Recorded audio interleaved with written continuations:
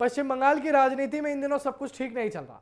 एक तरफ टीएमसी के नेताओं के इस्तीफे चर्चे में हैं, तो दूसरी तरफ पार्टी के अंदर से ही असंतोष की आवाजें सुनाई देने लग गई।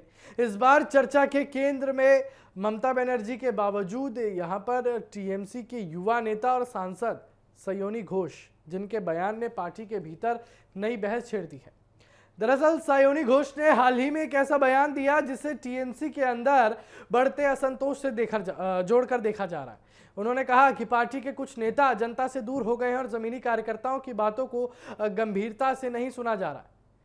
उनके इस बयान के बाद बंगाल की राजनीति में हलचल तेज हो गई है। तस्वीरें देखिए, ये तस्वीरें हैं उनके इस्तीफे से पहले की, जब वो बीजेपी के या फिर यूं कहूं असम के मुख्यमंत्री हिमंता बिस्वा शर्मा से मिलने गई थी। और उनकी इस बयान के बाद भी राजनीति में हलचल तेज हो गई। और दिलचस्प बात यह है कि सयोनी घोष को टीएमसी की युवा और आक्रामक नेताओं में गिना जाता है। वो अक्सर पार्टी और सरकार का मजबूती से बचाव करती नजर आती हैं, लेकिन जब पार्टी की अपनी नेता ही संगठन में के कामकाज पर सवाल उठाने लगे तो राजनीतिक गलियारों में चर्चा होना स्वाभाविक है। अब सवाल यह है कि क्या टीएमसी के भीतर सब कुछ सामान्य नहीं है? पिछले कुछ दिनों में पार्टी के कई वरिष्ठ नेताओं के इस्तीफे सामने आए। काकोली घोष, उसके बाद कल्याण बनर्जी पर आरोप लगाए गए, और ऐसे में सयोनी घोष का ये बयान विपक्ष को भी नया मौका दे रहा है।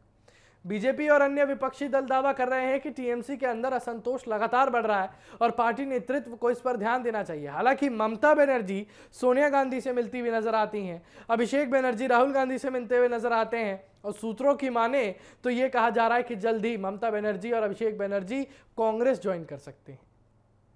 और ऐसे में ये तस्वीरें आना गलत नहीं कहा जाएगा।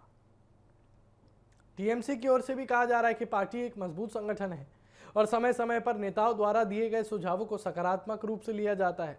अब पार्टी कितनी मजबूत है ये तो आने वाले दिन बताएंगे, क्योंकि यहां पर ममता बनर्जी शुवेंदु अधिकारी के खिलाफ अकेली और कमजोर पड़ती हुई नजर आ रही हैं।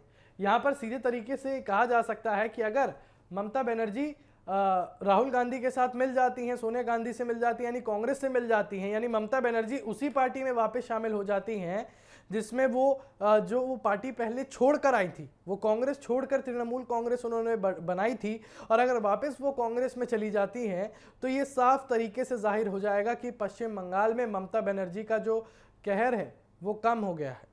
पश्चिम बंगाल में ममता बनर्जी का दबाव कम हो गया है और शुवेंदु अधिकारी के खिलाफ काफ़ी ज़्यादा यहाँ पर टेंशन जो है वो नज़र आ रही है। क्योंकि सोचिए, ममता बनर्जी का दिल्ली पहुँचना, अभिषेक बनर्जी का दिल्ली पहुँचना, अभिषेक बनर्जी पर हमला होना, ममता बनर्जी का प्रदर्शन करना, ये सारी चीज़ें ये दर्शा रही हैं कि बीजेपी का बंगाल मॉडल टीएमसी को घबराहट में डाल रहा है। और पार्टी का दावा है कि लोकतंत्र में विचार रखना कोई बगावत नहीं होता, बल्कि संगठन को और मजबूत बनाने का एक तरीका होता है। लेकिन राजनीति में संदेश बहुत मायने रखते हैं।